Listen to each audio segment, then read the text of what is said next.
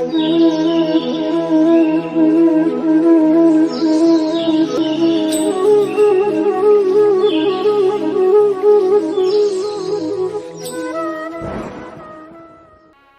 ત્યાં છોકરા આવી જાય ત્યારે ગંગા નાયાના લાયક રહેતા નથી. કેમ? કારણ કે જો ગંગાજીમાં સ્નાન કરીશું તો ગંગાજીનું ઠંડુ પાણી સહન થશે. ક્યારે ગંગા નાશો તમે? તમારી જિંદગી તો બધી વપરાઈ ગઈ. માટે શરીર જ્યાં સુધી સાથ આપે છે, શરીર તમારું સબળ છે, તમે જઈ શકો છો, કંઈક ખાઓ તો પચી શકે છે, એવી પરિસ્થિતિમાં યાત્રા કરી લેજો. એવી સ્થિતિમાં ગંગા સ્નાન કરી લેજો અને વડીલ માતા પિતા તમારા હોય તો એમને તમે લઈ જજો. રાહ જોતા નહીં કે પછી જઈશું. જે સમયે થઈ શકે એ સમયને વધાવી લેવો જોઈએ.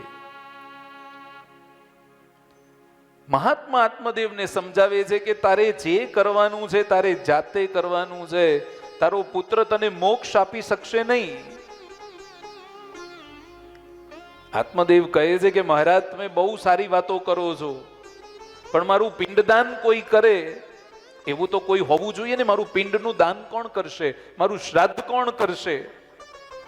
મહાત્મા કહે છે કે તારું પિંડદાન તારે જાતે કરવાનું છે. કલયુગના છોકરાઓ શ્રાદ્ધ કરશે કે કેમ? કલયુગના છોકરાઓ પિંડદાન કરશે કે કેમ? એ તને ખબર છે ખરા? આજના છોકરાઓને તો શ્રાદ્ધ એટલે શું એ ખબર હોતી નથી. મા બાપની તિથિ, દાદા તિથિ ક્યારે આવીને ઉપરથી નીકળી જાય એ ખબર હોતી નથી. એ શું શ્રાદ્ધ કરશે? અને આપણે ત્યાં શ્રાદ્ધનો તો બહુ મહિમા છે. પિતૃઓની તૃપ્તિ માટે 16 દિવસના જે શ્રાદ્ધ પક્ષ આવે છે એમાં તમારા પિતૃઓને યાદ કરી અને તમારું ઋણ ચૂકવવાનો શ્રેષ્ઠ અવસર એટલે શ્રાદ્ધ. આ માટી તમને જે મળી છે, આ શરીર જે તમને મળ્યું છે, એનો ઋણ ચૂકવવાનો સૌથી સારામાં સારો અવસર એટલે શ્રાદ્ધ. પણ અત્યારના છોકરાઓ શ્રાદ્ધ કરશે કે કેમ તમને ખબર નથી. તમારી તિથિ યાદ રાખશે એ કે કેમ એ ખબર નથી. કારણ કે અત્યારે સમયનો અભાવ છે.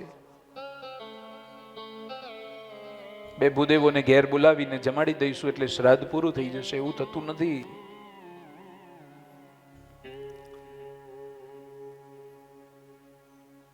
મહાત્મા કહે છે કે તમારું શ્રાદ્ધ, તમારું પિંડદાન તમારા હાથે કરો. પિંડદાનનો મહાત્મા અર્થ સમજાવે છે કે પિંડદાન તમારું આ શરીર એક પિંડ છે અને આખું શરીર પરમાત્માને અર્પણ કરો એટલે પિંડદાન થયા બરાબર છે. જીવતે જીવ પરમાત્માને આપણે અર્પણ થઈ જઈએ એટલે પિંડદાન થયા બરાબર છે. આપણે ધામમાં જઈએ અને કોઈ આપણા મોંમાં તુલસી પત્ર પધરાવે એના કરતા સરસ મજાની તુલસીની કંઠી આપણે આપણા ગળામાં ધારણ ન કરી લઈએ? કોઈ પધરાવશે કે નહીં શું ખબર છે, એના કરતા આપણે કંઠી ધારણ કરી લઈએ. અંતે આપણા મુખમાં કોઈ ગંગાજળ પધરાવે કે કેમ, એના કરતા આપણે જ નિત્ય ગંગાજીનું પાન કરી લઈએ. ગંગાજીના તીર્થ ક્ષેત્રમાં જઈ અને આપણે જ ગંગાપાન જાતે જ કરી લઈએ. કોઈ કરશે કે કેમ એ શું? સંસ્કારી ઘર હોય તો કોઈ વાંધો આવતો જ નથી. જે ઘરમાં નિત્ય વડીલોનું, માતા પિતાનું, દાદા દાદીનું સન્માન અને પૂજન થતું હોય ત્યાં બધા કોઈ પ્રશ્નો આવતા નથી. પણ જ્યાં ન થઈ શકે એવી પરિસ્થિતિ હોય ત્યાં જાતે જ કરવું એ શ્રેષ્ઠ બને. જાતે જ ભગવાનનું સ્મરણ કરો, પૂજા કરો.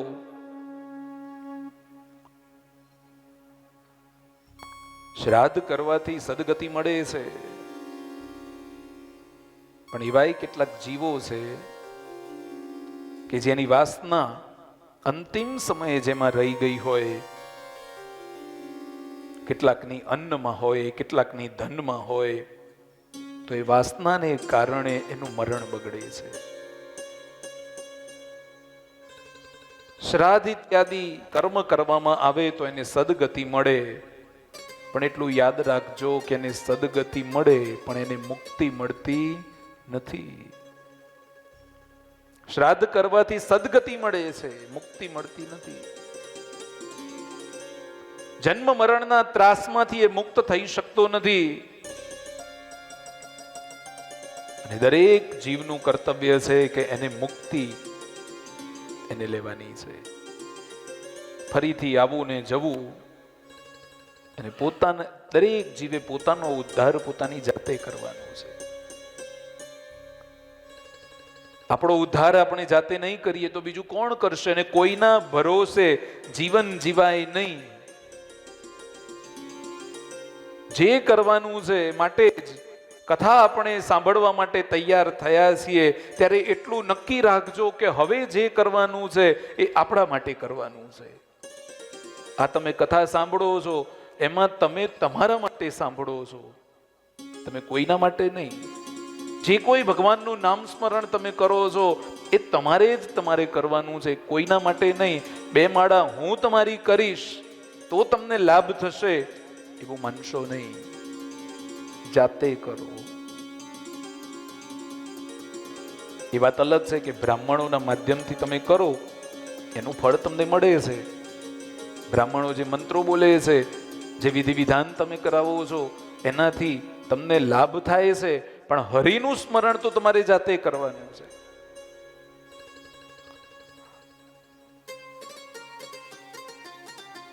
મહાપુરુષ સમજાવવાનો પ્રયત્ન કરે છે આત્મદેવને,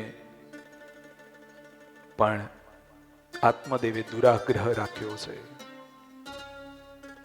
કહે છે કે ગમે તે થાય મને તમે પુત્ર પ્રાપ્તિના આશીર્વાદ આપો.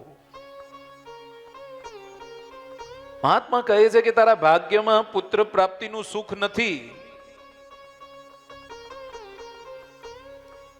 આત્મદેવ કહે છે કે હું ભલે દુખી થાઉં, ગમે તે થાય, પણ મને પુત્ર આપો. આત્મદેવ કહે છે કે મારા ભાગ્યમાં પુત્ર પ્રાપ્તિનું સુખ ન હોય તો તમારા ભાગ્યમાંથી કાઢીને પણ મને આપો, પણ મને પુત્ર પ્રાપ્તિના આશીર્વાદ આપો, નહીં તો હું અહીં માથું પછાડી પછાડી અને મરી જઈશ, પણ ઘરે પાછો જઈશ નહીં. મહાત્માને દયા આવી, સંતને દયા આવી અને એક ફળ આપ્યું છે અને કહ્યું કે આ ફળ તારી પત્ની ખાશે એટલે એને લાયક પુત્રની પ્રાપ્તિ થશે.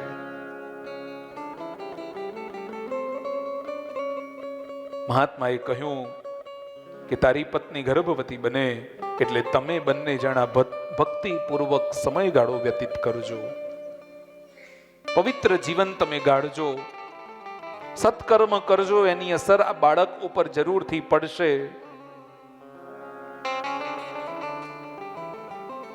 તારી પત્ની જ્યારે ગર્ભવતી બને ત્યારે કથા વાર્તા ઇત્યાદિ તમે કરજો, કોઈની નિંદા કરતા નહીં.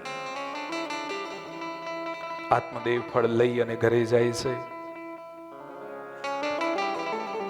ધૂંધલીના હાથમાં ફળ આપ્યું છે. ધૂંધલીના હાથમાં ફળ આપી અને કહ્યું કે આ ફળ તું ખાઈ લેજે, આ સંતનો પ્રસાદ છે અને આ પ્રસાદ તું ખાઈશ એટલે તું ગર્ભવતી બનીશ અને એક લાયક પુત્રને તું જન્મ આપીશ. હવે ધૂંધલી છે,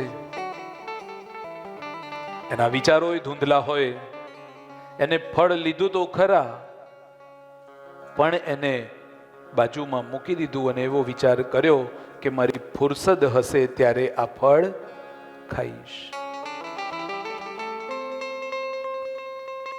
એને વિચાર કર્યો કે આ ફળ હું ખાઈશ, ફળ ખાવાથી હું ગર્ભવતી બનીશ, ગર્ભવતી બન્યા પછી 9 મહિના પેટમાં મારે બાળકને રાખવું પડશે, બાળકનો ભાર મારાથી સહન થશે નહીં, પ્રસવની જે પીડા છે એ મારાથી સહન થશે નહીં, બાળક નાનું હશે એ મને ખૂબ હેરાન કરશે, મારાથી ઘરનું કામ થશે નહીં, બાળકનું લાલન પાલન હું કરી શકીશ નહીં, પરિણામે હું ખૂબ દુખી રહીશ, માટે મારે આ ફળ ખાવું નથી. એને ફળ ખાધું નહીં. એવામાં એની બેન આવે છે. હવે ધૂંધલીની બેન કેવી હોય? ધૂંધલી જેવી. અરસામાં બેન આવી, બેનને બધી વાત કરી. બેને કહ્યું કે તું ચિંતા કરીશ નહીં, હાલ હું ગર્ભવતી છું, મારું બાળક જે આવશે એ હું તને આપી દઈશ, ત્યાં સુધી તું સગર્ભા હોવાનો તું દોડ કર, તું ગર્ભવતી છે એવો તું દોડ કર. ધૂંધલી એની બેનને પૂછે છે કે આ ફળનું શું કરું? એની બેન કહે છે કે બહુ ચિંતા કરીશ નહીં, આ જે ફળ છે એ તું ગાયને ખવડાવી દે. અને તમે સલાહ કોની લો છો એ પણ ખૂબ જરૂરી છે. સલાહ પણ એવા વ્યક્તિની લો કે જે તમને તારી શકે, તમારા પ્રશ્નનો જવાબ બરાબર આપી શકે અને તમને સાચું માર્ગદર્શન આપે. એવા જ વ્યક્તિની સલાહ લેવી જોઈએ. બાકી જો ગમે તેવા વ્યક્તિની સલાહ લીધી તો તમારું કાયાનું કલ્યાણ અવશ્ય થઈ જશે. ત્યાર પછી ધૂંધલીએ ફળ ખાધું નહીં, ગાયને ખવડાવ્યું. સમય ઉપર સમય વ્યતીત થવા લાગ્યો છે. એક રાત્રિએ ધૂંધલી એના રૂમમાં એની બહેન એક બાળકને લઈને આવે છે અને દીકરાનો જન્મ થયેલો ત્યાં એવું જાહેર કર્યું છે. બીજા દિવસ સવાર પડી. સવાર પડતાની સાથે જ ધૂંધલીએ જાહેરાત કરી કે એને ત્યાં દીકરાનો જન્મ થયો છે અને આત્મદેવ સ્નાન પૂજા કરી અને પુત્રના દર્શન કરવા માટે જાય છે. આત્મદેવે જોયું, બાળકને જોયું. જોતાની સાથે જ આત્મદેવને એમ થયું કે આ બાળક ગઈકાલે રાત્રે જન્મ્યું હોય એવું લાગતું નથી. આ બાળક તો 2-3 મહિનાનું હોય એવું લાગે છે. ધૂંધલીને આત્મદેવ પૂછે છે કે આ બાળક આવડું મોટું કેમ દેખાય છે? ધૂંધલી કહે છે કે તમે શંકા ન કરો, આ બાળક આપણું જ છે. આ બાળક તમને મોટું એટલા માટે દેખાય છે કે સંતનો જે આપેલું ફળ હતું, સંતનો જે પ્રસાદ હતો એ મેં ગ્રહણ કર્યો હતો અને એટલા માટે આ બાળક જન્મથી થોડુંક મોટું હોય એવું લાગે છે. આ બાળકને જન્મ આપતા મને જરાય કષ્ટ થયું નથી. આ દીકરો આપણો જ છે એવો તમે વિશ્વાસ રાખો. આત્મદેવને સંતનું નામ પડ્યું એટલે વધારે બોલી શક્યા નહીં અને માની લીધું કે અમારો દીકરો છે. ધૂંધલી કહે છે કે મારું નામ ધૂંધલી છે અને મારી એવી ઈચ્છા છે કે મારા દીકરાનું નામ હું ધુંધુકારી રાખું. એ જેવા નામ હોય એવું ગુણ હોય. ધૂંધલીએ એના દીકરાનું નામ ધુંધુકારી રાખ્યું. આ બાજુ સંતને જે પ્રસાદ સંતોનો જે હોય છે એ ક્યારેય ખોટો પડતો નથી. સંતના મહાપુરુષોના આશીર્વાદ ક્યારેય ખોટા પડતા નથી. અને સંતે જે ફળ આપ્યું હતું, એ જે ગાયને ખવડાવવામાં આવ્યું હતું, એ ગાયના કુંખથી એક દિવ્ય ગાયના કાન જેવું એક સ્વરૂપ પ્રગટ થયું છે. ગાયના કાન વાળું એક બાળક જન્મ્યું છે અને એ બાળક બીજું કોઈ નહીં, સાક્ષાત ગાયના ગર્ભમાંથી ગોકર્ણ મહારાજ પ્રગટ્યા છે. ભગવાન ગોકર્ણ મહારાજનું પ્રાગટ્ય થયું છે. ગાયના જેવા 2 કાન હતા એટલે ગોકર્ણ નામ રાખવામાં આવ્યું. 2 બાળકો ધીરે ધીરે મોટા થયા. ધુંધુકારી દુષ્ટ નીકળ્યો, ચોર નીકળ્યો છે, પાપી નીકળ્યો છે. જ્યારે ગોકર્ણ મહારાજ છે એ મહાન પંડિત થયા. ધુંધુકારી ક્રિયાહીન થયો, ગોકર્ણ પંડિત થયા છે. ધુંધુકારી બ્રાહ્મણને ત્યાં એને જન્મ લીધો, છતાં પણ એનામાં બ્રાહ્મણના કોઈ લક્ષણ નહીં. સવારે સ્નાન ન કરે, શૌચાદી ક્રિયા કર્યા પછી પણ હાથ સ્નાન ન કરે, જે ન ખાવાનું હોય તે ખાય, આખો દિવસ ક્રોધે ભરાયેલો રહે, દૂષિત ધન લેવામાં જરાય અને શરમ ન લાગે, સંધ્યા પૂજા અને ગાયત્રી વંદના જરાક પણ ન કરે, પશુની માફક જીવન જીવે અને ગોકર્ણ મહારાજ નિત્ય ત્રિકાલ સંધ્યા કરે, ભગવાનનું યજન કરે અને પોતે જે જન્મ ધારણ કર્યો છે એના માટે શ્રી હરિનું ધ્યાન કરે. ધુંધુકારી લોકોનું પડાવીને ખાય, લોકોને મારે, લોકોની સાથે છળ કપટ કરે અને એ સમયે આત્મદેવને એ મહાપુરુષના વચનો યાદ આવ્યા છે. આત્મદેવને એમ થયું કે આ મારા પુત્ર આટલો બધો દુરાચારી, મારો પુત્ર આટલો બધો દુષ્ટ કર્મ કરવા વાળો, આના કરતા હું વાંજ્યો રહ્યો હોત તો સારું હતું. આવો દીકરો મારે જોઈતો નથી. પિતાની સર્વ સંપત્તિ ધુંધુકારીએ વાપરી નાખી. હવે તો ધુંધુકારી એવો બન્યો છે કે પોતાના માતા અને પિતાને બંનેને મારે છે. પિતાનું દુઃખ જોઈ ગોકર્ણ મહારાજ પિતાની પાસે આવ્યા અને ગોકર્ણ મહારાજ પિતાને વૈરાગ્યનું જ્ઞાન આપે છે.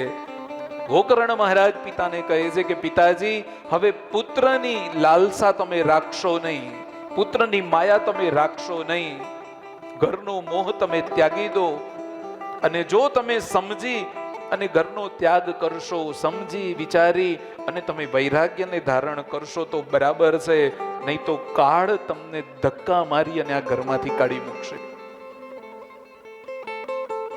ગોકર્ણ મહારાજ પિતાને કહે છે કે પિતાજી, આ શરીર જે છે એ તો હાડકા, માંસ અને રુધિરનો એક પિંડ છે. તમે બીજો બધો વિચાર છોડી દઈ, સ્ત્રી પુત્રાદિમાંથી તમારી મમતા ઉઠાવી લઈ, આ સંસાર ક્ષણભંગુર છે એમ માની અને તમે ઘરનો ત્યાગ કરો, તમે ભગવાનની ભક્તિમાં લાગી જાઓ. આત્મદેવ નદી કિનારે આવી બધો ત્યાગ કરી અને પ્રભુના ચરણોમાં ધ્યાન લગાવ્યું છે. આ બાજુ ધૂંધલીને પણ ધુંધુકારી મારે છે. અંતે એવું બન્યું કે ધૂંધલી પણ મૃત્યુ પામી છે. આત્મદેવ આખો દિવસ જગતને ભૂલે છે અને ભગવાનમાં હવે તન્મય બન્યા છે, નિત્ય ભગવાનનું સ્મરણ કરે છે. ગોકર્ણ મહારાજે પણ ઘરનો ત્યાગ કર્યો છે, એ પણ યાત્રા કરવા નીકળ્યા છે. આત્મદેવ ભગવાનની ભક્તિ કરતા કરતા ભગવાનના ચરણોમાં સ્થિર થાય છે અને આ બાજુ ધુંધુકારી એટલો કાળો કેર વર્તાવ્યો છે અને ગામમાં ના ખાવાનું ખાય, ન પીવાનું પીવે અને કેટલીક કન્યકાઓને લઈને પણ પોતાના ઘરમાં આવે, ન કરવાનું બધું જ કરે છે. પાપનો પૈસો મેળવી અને ઘણો રાજી થાય છે, પાપના પૈસાથી ખૂબ રાજી થાય છે. તમે જુઓ કે પાપનો પૈસો આપણે લઈએ ને એટલે રાજી એક ક્ષણે તો બહુ જ થવાય છે. એક ક્ષણે તો આપણને એવું થાય છે કે આપણા જેવું બીજું કોઈ નહીં, પણ જ્યારે પાપના પૈસાનું ફળ ભોગવવાનું થાય છે ત્યારે તમને કોઈ બચાવી શકતું નથી. ધુંધુકારી ચોરી કરીને ધન લાવ્યો છે. કેટલીક સ્ત્રીઓને ધન લેવું હોય છે, એ સ્ત્રીઓ ધન લઈને ભાગી ગઈ. ધુંધુકારીના મુખમાં અંગારા પધરાવ્યા છે, એને બાંધ્યો છે, એને ઢોર મારવામાં આવ્યો છે, પણ ધુંધુકારી જે છે એ મરતો નથી. કારણ કે દુષ્ટ વ્યક્તિઓ જે હોય છે, દુષ્ટ જે મનુષ્યો હોય છે, એનો જીવ સાધારણ રીતે જતો નથી. ઘણી બધી યાતનાઓ ભોગવ્યા પછી, ઘણા બધા કષ્ટ સહન કર્યા પછી એનું મૃત્યુ થતું હોય છે. અને ધુંધુકારી અતિ દુઃખી થઈ અને મૃત્યુ પામ્યો અને પ્રેત યોનિમાં એને સ્થાન મળ્યું છે. અનેક વર્ષો સુધી એને પ્રેત યોનિમાં યાતના ભોગવી છે. આ બાજુ ગોકર્ણ મહારાજને ખબર પડી કે પોતાનો ભાઈ ધામમાં ગયો છે. જાત્રા કરતા કરતા ગોકર્ણ મહારાજ ગયાજીમાં આવ્યા છે. ગયાજીમાં ભગવાન નારાયણના ચરણોમાં પિંડદાન કરવામાં આવ્યું છે. અને એવું કહેવાય છે કે ગયાજીમાં જે કોઈ વ્યક્તિ પોતાના પિતૃઓનું સ્મરણ કરી, પોતાના પિતૃઓને યાદ કરી અને પિંડદાન કરે છે, એના પિતૃઓને સદગતિ અવશ્ય પ્રાપ્ત થાય છે. પિતૃઓ માટે ગયાજી અને માતૃ ગયાજી કહેવાય છે. આપણું સિદ્ધપુર કહેવાય છે કે જ્યાં માતાઓને યાદ કરી એમની તર્પણ કરવામાં આવે, એમનું પિંડદાન કરવામાં આવે તો એ માતૃ ગયા એ આપણું સિદ્ધપુર કહેવાય છે. ત્યાં માતાઓની ક્રિયા થાય છે અને ગયાજીમાં પુરુષોની ક્રિયા ત્યાં થતી હોય છે. આ બાજુ ગોકર્ણ મહારાજે પોતાના ભાઈનું શ્રાદ્ધ ઇત્યાદિ કર્યું છે. અને મનુષ્ય જ્યારે પાપ કરે છે ત્યારે હસતા હસતા કરે છે. એનું ફળ ભોગવવાનો જ્યારે સમય થાય છે ત્યારે એને રડવું આવે છે. ધુંધુકારી પ્રેત બન્યો છે. પ્રેત બને છે એનો નિયમ છે કે પ્રેત પાણીને જોઈ શકે ખરા, પણ પાણીને પી શકતો નથી. દરેક વસ્તુ એ જોઈ શકે છે પણ એને મેળવી શકતો નથી. અને ગોકર્ણ દેવ થયા છે અને ધુંધુકારી પ્રેત બન્યો છે. આપણા હાથમાં છે કે આપણે શું બનવું. એક દિવસ ગોકર્ણ મહારાજ યાત્રા કરી પોતાના ઘરે આવી અને સૂતા છે. એવા સમયે જુદા જુદા અવાજ એને સંભળાય છે. ગોકર્ણ મહારાજને એમ થયું કે અવાજ બધા ક્યાંથી આવે છે. ગોકર્ણ મહારાજ પૂછે છે કે તું કોણ છે? કોઈ ભૂત, કોઈ પિશાચ, તું કોણ છે? એવા સમયે ધુંધુકારી પોતાના ભાઈને કહે છે કે હું તારો ભાઈ ધુંધુકારી છું. મેં બહુ પાપ કર્યા છે, મેં બહુ ખોટું કર્યું છે, જીવનમાં ક્યારેય કશું સારું કર્યું નથી. એના કારણે મારી આ દશા થઈ છે અને હું પ્રેત બન્યો છું. મને પ્રેત યોની મળી છે. ગોકર્ણ પૂછે છે કે મેં તારી પાછળ ઘણા બધા શ્રાદ્ધ કર્યા છે, ગંગાજીમાં પિંડદાન કર્યા છે, છતાં પણ તને પ્રેત યોનીમાંથી મુક્તિ કેમ ન મળી? ધુંધુકારી નામનો પ્રેત કહે છે કે ભાઈ, મેં એટલા બધા પાપ કર્યા છે કે ગયાજીમાં તમે સેંકડો શ્રાદ્ધ કરશો, ગંગાજીમાં તમે ગમે તેટલા સ્નાન કરશો, તમે ગમે તેટલા દાન કરશો, પણ મને મુક્તિ મળવાની નથી. ગોકર્ણ વિચાર કરે છે કે ધુંધુકારીને હવે મુક્તિ કેવી રીતે મળે. ગોકર્ણ વિચાર કરે છે કે સવારે ભગવાન સૂર્યનારાયણને જ્યારે અર્ઘ આપીશ ત્યારે ભગવાનને હું પૂછીશ કે ધુંધુકારીને મુક્તિ કેવી રીતે મળે. બીજો દિવસ થયો. ગોકર્ણ મહારાજ ભગવાન સૂર્યનારાયણને પૂછે છે કે એવો કોઈ ઉપાય બતાવો કે મારા ભાઈ ધુંધુકારીને મુક્તિ મળે. અને તે સમયે ભગવાન સૂર્યનારાયણ ગોકર્ણ મહારાજને કહે છે કે ભાગવતની વિધિપૂર્વક કથા કરો. જીવનની મુક્તિ શ્રાદ્ધથી ન થાય, જીવનની મુક્તિ પિંડદાનથી ન થાય, તો શ્રીમદ ભાગવતની કથા અચૂક મુક્તિ અપાવે છે. શ્રીમદ ભાગવતની કથા તમે કરો. ધુંધુકારીને પાપમાંથી છોડાવવા માટે ગોકર્ણ મહારાજે ભાગવત સપ્તાહનું પારાયણ કર્યું. ભાગવત સપ્તાહ કરાવવા માત્રથી જ ફળની પ્રાપ્તિ થાય છે. મર્યા પછી તો ભાગવત સપ્તાહ થાય એમાં કશું ખોટું નથી. ઘણા સંસ્કારી દીકરા દીકરીઓ એ કર્મ કરાવી જ છે, પણ મરતા પહેલા જો કથા આપણે સાંભળીએ એનાથી શ્રેષ્ઠ ફળ બીજું કોઈ નથી. પાપને છોડો, સતત અને સતત ભક્તિ કરવાની ટેવ પાડો. અને પારાયણમાં ભીડ થઈ, લોકો આવવા લાગ્યા, કથા સાંભળવા માટે કથા સ્થળે બેસવા લાગ્યા. ગોકર્ણ મહારાજ કથા કહેવા માટે તૈયાર થયા.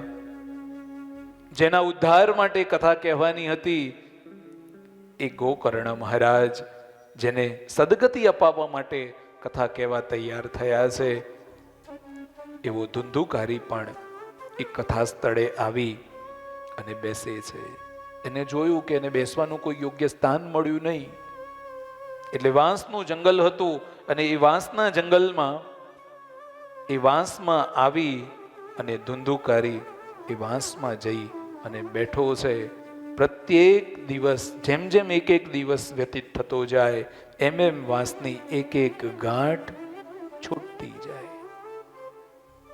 7મે દિવસે રાજા પરીક્ષિતની કથા થઈ. એ સમયે એ વાંસમાંથી એક દિવ્ય મહાપુરુષ બહાર નીકળે છે.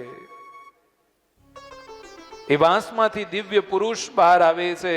ગોકર્ણને પ્રણામ કરીને કહે છે કે ભાઈ, તે મારી પ્રેત યોનિમાંથી મુક્તિ કરી છે. ધુંધુકારીને સદગતિ પ્રાપ્ત થઈ છે. ભાગવતજીને ધુંધુકારી વારંવાર પ્રણામ કરે છે, વારંવાર વંદન કરે છે અને કહે છે કે ધન્ય છે આ ભાગવતની કથા, ધન્ય છે સુખદેવજી મહારાજને, ધન્ય છે પરીક્ષિત મહારાજને અને ધન્ય છે મારા ભાઈ ગોકર્ણને કે જેના કારણે મારા જેવા અતિ પાપીનો પણ છુટકારો થયો. મારા જેવો પાપી બીજો કોણ હોય, છતાં પણ મારો શ્રીમદ ભાગવતને કારણે છુટકારો થયો છે. અને આસક્તિ આપણી જો ક્યાંય ને ક્યાંય રહી જાય તો આપણને સદગતિ મળતી નથી, આપણને મુક્તિ મળતી નથી. સ્ત્રીમાં કે પુરુષમાં જો આસક્તિ હોય તો પણ આપણને મુક્તિ મળતી નથી. આપણી જો આપણા પુત્રમાં આસક્તિ હોય તો પણ આપણને મુક્તિ મળતી નથી. આપણી જો આસક્તિ આપણા ધંધામાં હોય તો પણ આપણને મુક્તિ મળતી નથી. આપણી જો આસક્તિ આપણા કુટુંબમાં, આપણા પરિવારમાં હોય તો પણ મુક્તિ મળતી નથી. આપણી આસક્તિ જો આપણા ઘરમાં હોય તો પણ મુક્તિ મળતી નથી. અને આપણી આસક્તિ આપણા પોતાનામાં હોય તો પણ મુક્તિ મળતી નથી. કશામાં આસક્ત ન રહેશો. બધાની સાથે રહો. સમાજ અને સંસારમાં છીએ એટલે આપણે એવું તો ન કહી શકીએ બધાની સાથે રહો, પણ આસક્ત કોઈનાથી ન રહો. મને આના વગર ન જ ચાલે, હું આ લઉં તો જ મને થાય, એવો મનમાં ભાવ ન હોવો જોઈએ.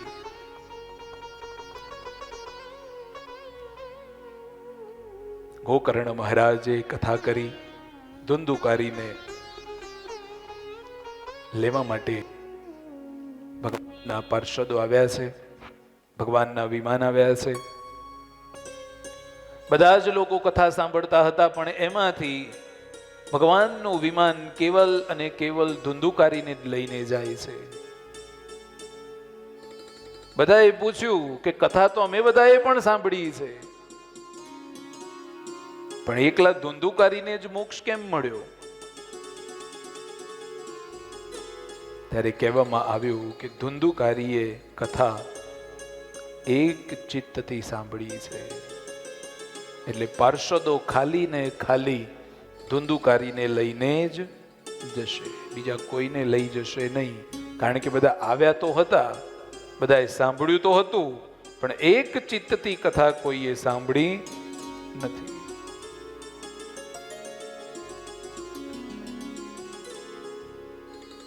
પાર્ષદો કહે છે કે એક સ્થાને એક સમયે એક ચિત્તે જો કથા સાંભળવામાં આવે તો જ એનું ફળ મળે છે અને પ્રભુના પદની પ્રાપ્તિ થાય છે. ધુંધુકારીના જેમ તમારે પણ એક ચિત્તે સાંભળવું પડશે.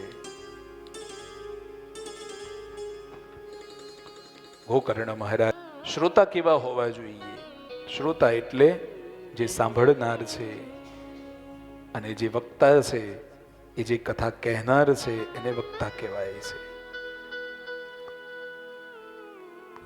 કથાનું શ્રેષ્ઠ મુહૂર્ત કયું હોઈ શકે? આ બધા જ પ્રશ્નો પૂછવામાં આવ્યા છે. સૌથી પહેલા કહીશ તો શ્રીમદ ભાગવતનું જે મુહૂર્ત છે, કોઈ પણ શ્રેષ્ઠ કાર્ય કરવા માટે, કોઈ પણ સારું કાર્ય કરવા માટે કોઈ મુહૂર્ત હોતું નથી. એ શાસ્ત્ર મત છે. જ્યારે તમને સારું કંઈ પણ કર્મ કરવાનો વિચાર આવે એટલે એમાં મુહૂર્ત જોવાનું હોય નહીં.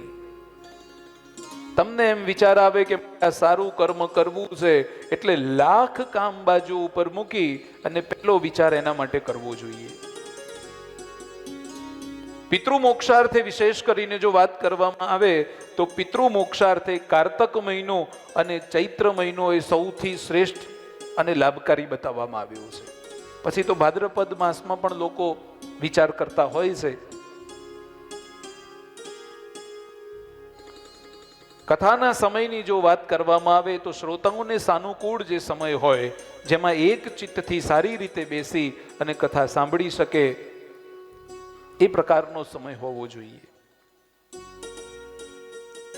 કથાના વક્તાની જો વાત કરવામાં આવે તો કથાના વક્તાઓમાં ભગવાન ગણેશજીની વંદના કરી, ભગવાન ગણેશજીની આરાધના કરી, પિતૃઓનું સ્મરણ કરી, કુલદેવી અને કુલદેવનું સ્મરણ કરી, બહુ સરળતાપૂર્વક જે સમજાવી શકે, દ્રષ્ટાંતો સાથે દરેક કથાને ન્યાય આપી શકે એ પ્રકારના વક્તા હોવા જોઈએ.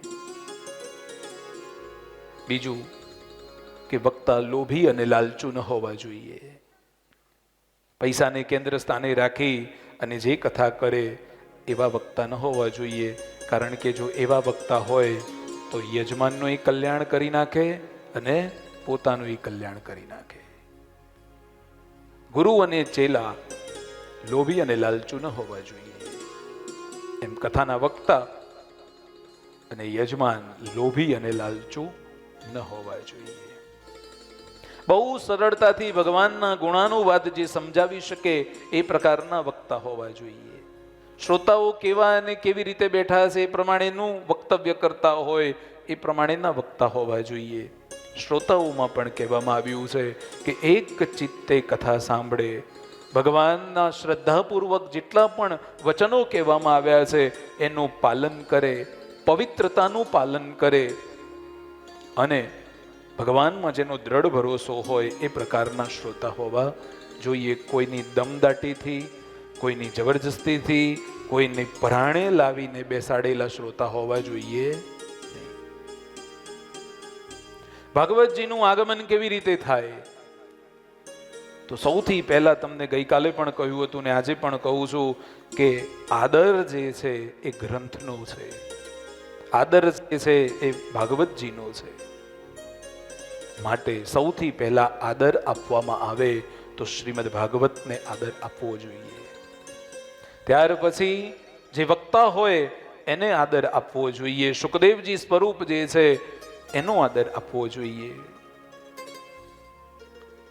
ત્યાર પછી બતાવવામાં આવ્યું છે કે જ્યારે તમારી કથા નક્કી થાય ત્યારે જેમ આપણે કોઈ પણ વસ્તુ નક્કી થાય એટલે શ્રીફળ અને ₹1 આપીએ એટલે નક્કી ગણાય, એમ વક્તાનું ચયન જ્યારે તમે કરો છો એ સમયે આદરપૂર્વક એમને આમંત્રણ આપવાનું હોય છે. તમે જાઓ પરિવાર સાથે, એને તમે જે વક્તા છે એનું વિધિપૂર્વક પૂજન કરી અને એને તમે આમંત્રણ આપો. પોતાના પરિવારમાં પધારવા માટેનું તમે આમંત્રણ આપો.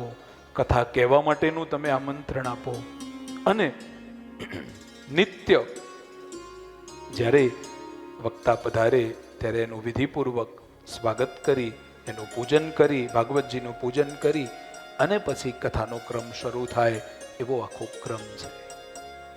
પણ સમય અને દેશકાલ પ્રમાણે પરિસ્થિતિને આધીન જે પ્રમાણે જે થતું હોય એ પ્રમાણે અત્યારે થાય છે.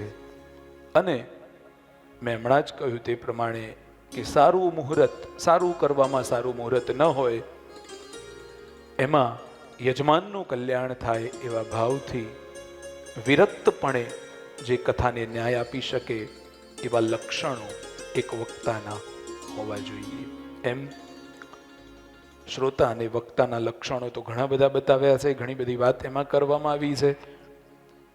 પણ સૌથી સરળ ભાષા, વિવેકપૂર્ણ રીતે, ક્રોધનો ત્યાગ કરી, કીર્તન અને ભક્તિપૂર્વક, ધૂન ઇત્યાદિ ભગવાનના જે ગુણો બતાવવામાં આવ્યા છે તે, અને ખૂબ ગુણવાન થઈ પ્રેમથી જે ભગવાનનું નામ સ્મરણ કરે એ પ્રકારના વક્તા હોવા જોઈએ. ત્યાર પછી સુત પુરાણીજી બોલ્યા છે કે ભગવાન શ્રી કૃષ્ણના ધામમાં ગયા પછી કલિયુગના આશરે 30 વર્ષ પસાર થતા ભાદ્રપદ માસના શુક્લ પક્ષની 9મી તિથિના દિવસે સુખદેવજી મહારાજે શ્રીમદ ભાગવતની કથાનો પ્રારંભ કર્યો હતો. પરીક્ષિત રાજાના શ્રવણ કર્યા બાદ કલિયુગના લગભગ 200 વર્ષ ગયા અને અષાઢ માસના શુક્લ પક્ષની 9મી તિથિએ આરંભ કરી અને ગોકર્ણ મહારાજે કથા કરી હતી. એનાથી વધારે કલિયુગના આશરે 30 વર્ષ પસાર થતા કાર્તિક માસના શુક્લ પક્ષની 9મી તિથિએ સનકાદી બ્રહ્મકુમારોએ શ્રીમદ ભાગવતની કથા કરી હતી. અને ભગવાનની આ દિવ્ય કથા આજે આપણે આ જોશી પરિવારના આંગણે આપણે કરી રહ્યા છીએ.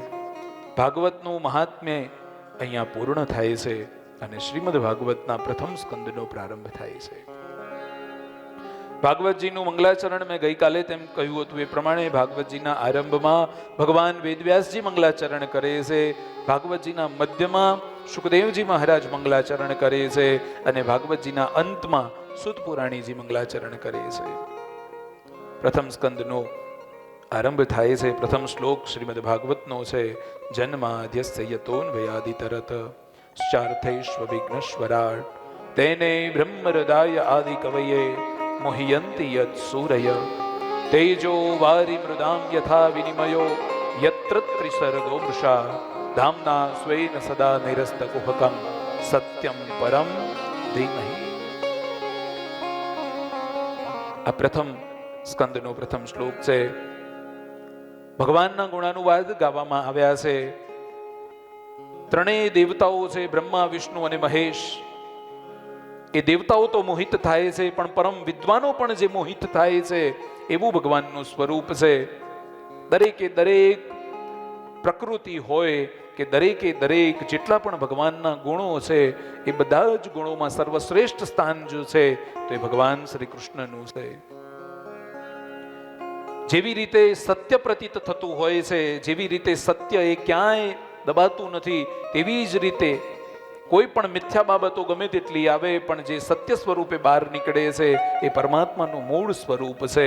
અને પોતાના મૂળભૂત સ્વરૂપમાં હોવા છતાં પણ જે બધાથી પર છે, જે બધાથી મુક્ત છે એ પરમાત્માનું આપણે ધ્યાન કરીએ છીએ. સત્યમ પરમ ધીમહિ.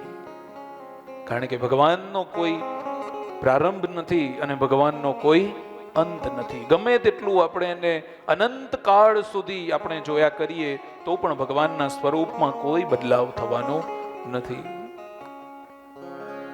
મનુષ્ય કોઈ પણ પ્રકારના સત્કર્મો કરવા માટે તૈયાર થાય છે એટલે વિઘ્નો અવશ્ય આવે છે.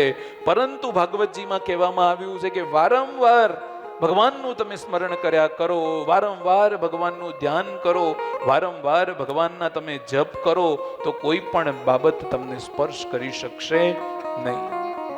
જ્યારે જ્યારે તમે ધ્યાન કરો છો, જ્યારે જ્યારે તમે આંખો બંધ કરો છો, જ્યારે જ્યારે ભગવાનની સામે તમે બેઠા હોવ છો ત્યારે એવું બનશે કે શરૂઆતનો જે દિવસો હશે એમાં તમે આંખો બંધ કરો એટલે તમને સંસાર દેખાશે. પણ ધીરે ધીરે તમે નિત્ય તમે કર્યા કરશો તો તમને 2 દિવસ, 5 દિવસ, 10 દિવસ પછી પણ જ્યારે આંખો બંધ કરશો ત્યારે ભગવાનના દર્શન તમને અવશ્ય થશે.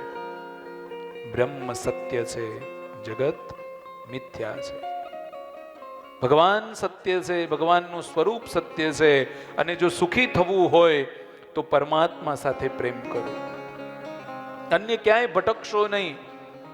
કેવલ અને કેવલ ભગવાનને જો આશ્રિત થશો તો નક્કી પ્રભુની પ્રાપ્તિ તમને અવશ્ય મળશે.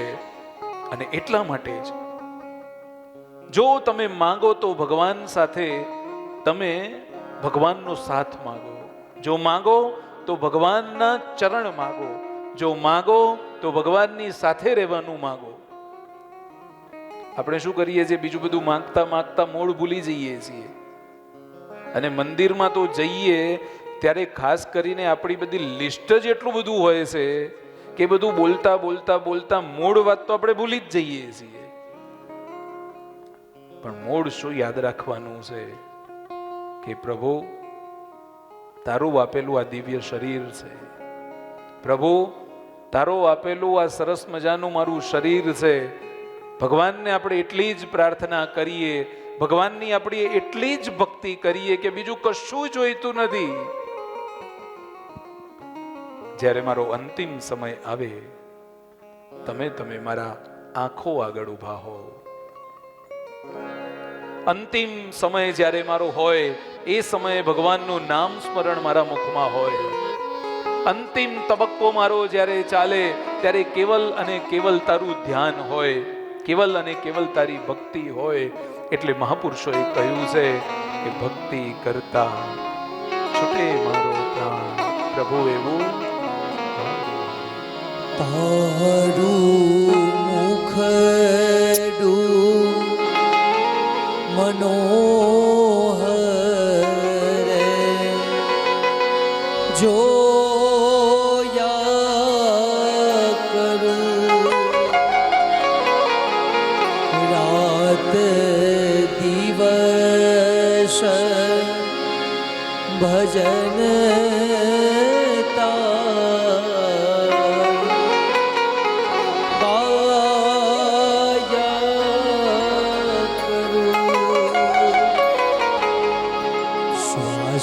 શ્વાસે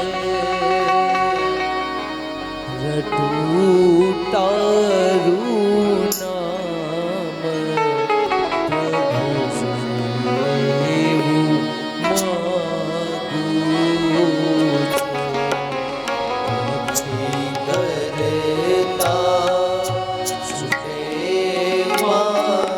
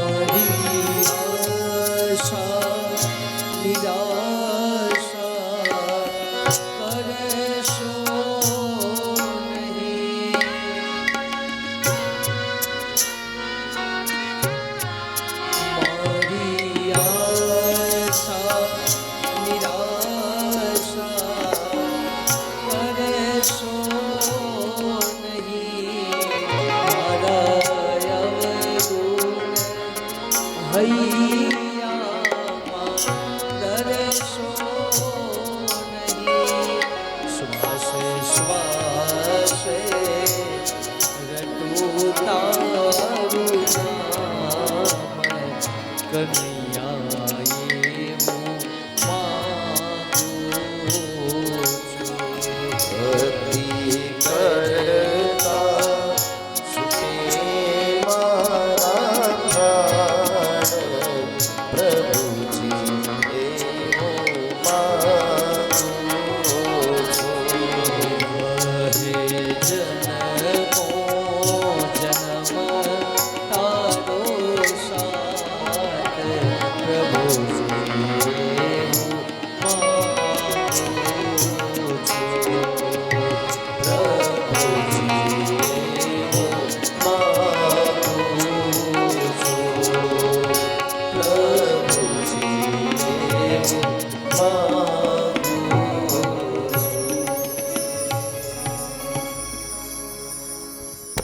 ભગવાનની એવી ભક્તિ કરો કે ભગવાન આપણી સાથે રહે. ભગવાન સાથે ક્યારે રહેશે? કોઈની સાથે કોઈ પણ પ્રકારની વેર ઝેર ઈર્ષા રાખવી નહીં. ભગવાનની ભાવથી ભક્તિ કરો, શ્રદ્ધાથી વિશ્વાસપૂર્ણ ભક્તિ કરો. કારણ કે ભાવ જે છે તમે બજારમાંથી બધું જ લાવી શકશો, પણ ભાવ બજારમાં મળતો નથી. ભાવ તો બધો આપણા અંદરથી પ્રગટે છે, અંતર આત્માથી પ્રગટે છે, અને ભાવમાં ભગવાન છે. સવારે આપણે ઉઠીએ ત્યારથી લઈ અને ભગવાનનું સ્મરણ હોય.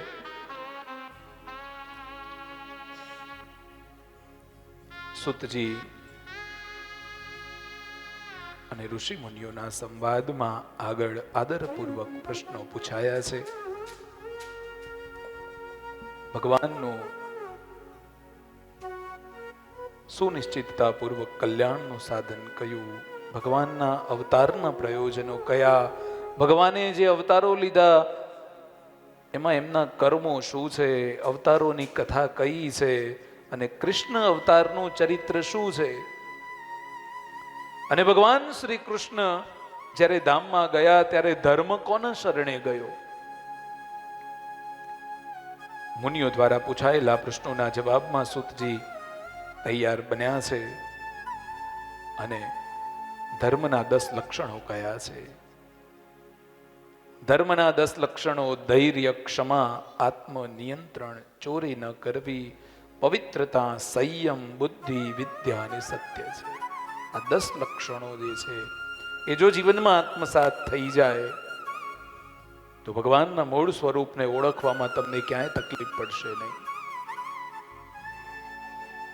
ભગવાનની કથા રજો ગુણોને દૂર કરે છે, તમો ગુણોને દૂર કરે છે, અને ભગવાન શ્રી હરિ સત્વ ગુણ દ્વારા લોકોનું પાલન કરે છે. અને ભગવાનના 24 અવતારો થયા છે. ભગવાનના 24 જે અવતારો થયા છે એ 24 અવતારો ભગવાને શા માટે લેવા પડ્યા છે? ભગવાન વિષ્ણુના 24 અવતાર છે.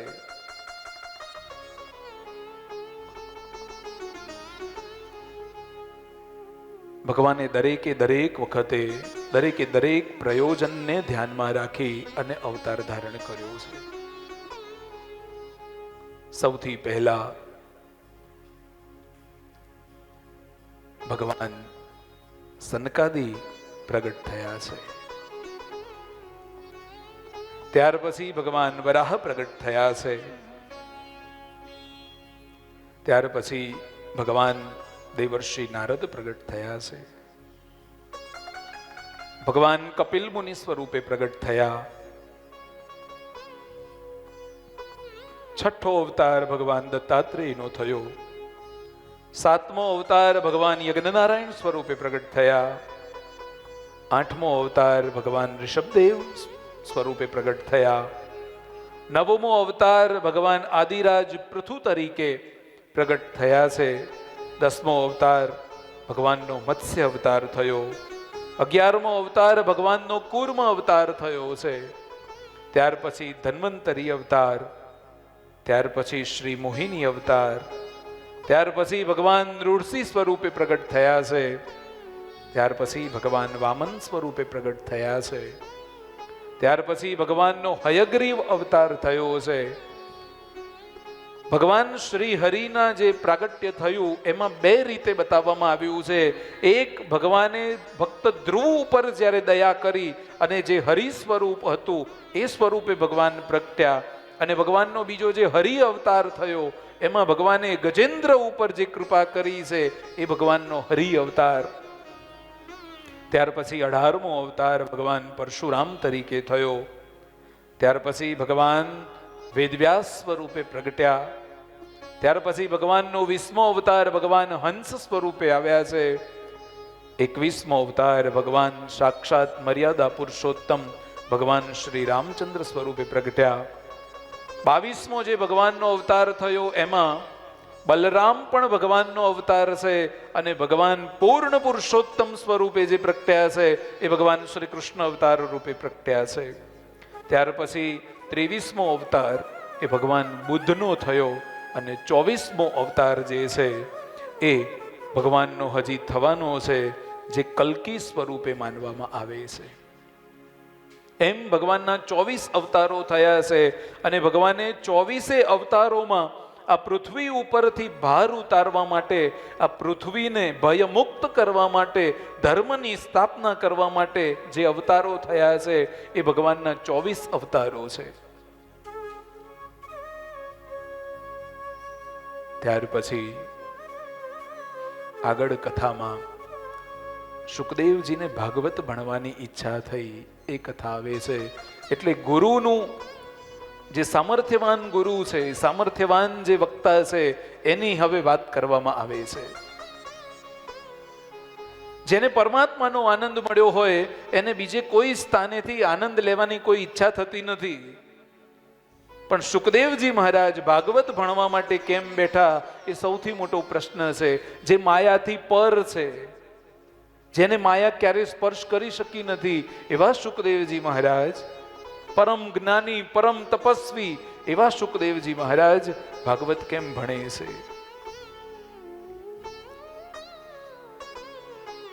શુકદેવજી મહારાજ તો પરમ જ્ઞાની છે, જેનામાં બ્રહ્મ જ્ઞાનને ટકાવી રાખવાની જેનામાં શક્તિ છે, બ્રહ્મ દ્રષ્ટિ જેનામાં સ્થિર થઈ છે એવા શુકદેવજી છે. જેને દેવ દ્રષ્ટિ હતી, દેહ દ્રષ્ટિ નહોતી. શુકદેવજી જન્મતાની સાથે દોડ્યા છે. શરીર ઉપર એક પણ વસ્ત્ર નથી, છતાં પણ અપ્સરાઓ સ્નાન કરતી હોય છે કે જરાય ખચકાતી નથી. એનું કારણ છે કે શુકદેવજીને વિકાર હતા, એમનામાં કોઈ વિકાર હતો નહીં, સ્ત્રી પુરુષનો કોઈ ભેદ હતો નહીં. અને તે જ સમયે એ શુકદેવજીને લેવા માટે વેદવ્યાસજી પાછળ દોડ્યા છે. વેદવ્યાસજીને જોઈ અને અપ્સરાઓ જે સ્નાન કરતી હોય છે પોતાના વસ્ત્રો પહેરી લે છે. વેદવ્યાસજી અપ્સરાઓને પૂછે છે કે તમે જ્યારે શુકદેવજી ભાગ્યા છે ત્યારે તમે વસ્ત્રો ધારણ કર્યા નહીં, પણ મારા આવવાથી તમે કેમ વસ્ત્રો ધારણ કર્યા? ત્યારે અપ્સરાઓ કહે છે કે શુકદેવજીમાં કોઈ વિકાર નહોતો, સ્ત્રી પુરુષનો ભેદ જાણતા નથી, પણ તમે સ્ત્રી પુરુષનો ભેદ જાણો છો, તમને ભેદ ખબર છે સ્ત્રી અને પુરુષનો, માટે અમે વસ્ત્રો ધારણ કર્યા છે. અને શુકદેવજી જે છે એ બ્રહ્મચારી છે, શુકદેવજી છે એ જ્ઞાની છે, ભક્તિનો માર્ગ જેને અપનાવ્યો છે. અને શુકદેવજી મહારાજ એમને ભાગવત ભણવાની ઈચ્છા થઈ છે, અધ્યયન કરે છે. એક સમયે એવું બન્યું કે જંગલમાં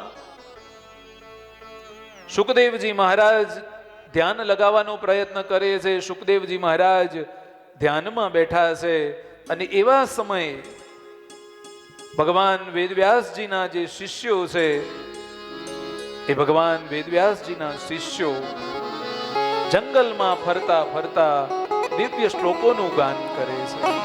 વરે પીડમ નટવર વપુ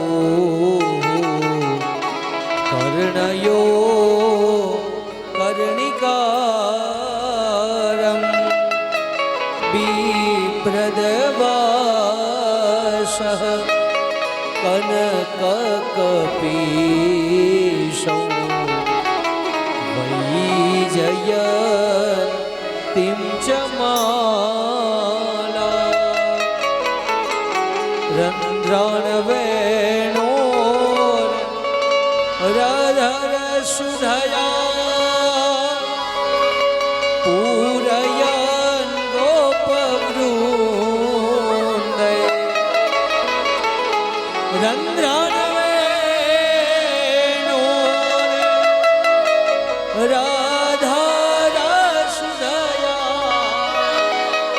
પૂરયન ગોપવૃંદે વૃંદારણ્યમ સ્વપદરમણમ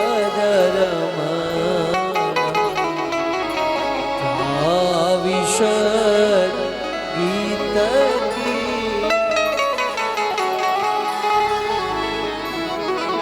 કનૈયો ગોપ બાળકો સાથે વૃંદાવનમાં પ્રવેશ કરે છે. મસ્તક ઉપર મોર મુગટ ધારણ કરેલો છે, ગળામાં વૈજયંતી માળા ધારણ કરી છે, કાનમાં પીળા કરણના પુષ્પોની માળા છે, પીળો પિતાંબર જેને ધારણ કર્યું છે. આવા શ્લોકોનો જે અર્થ જ્યારે સુખદેવજી મહારાજે સાંભળ્યો અને સુખદેવજી મહારાજને એમ થયું આ કોઈ સામાન્ય શ્લોક જણાતા નથી. સુખદેવજી મહારાજ શિષ્યો પાસે આવે છે, પૂછે છે કે આ તમે જે શ્લોક બોલો છો એ તમે શેના શ્લોક બોલો છો? શિષ્યો કહે છે કે આ તો દિવ્ય શ્રીમદ ભાગવતનો ગ્રંથ છે, એના શ્લોકો છે.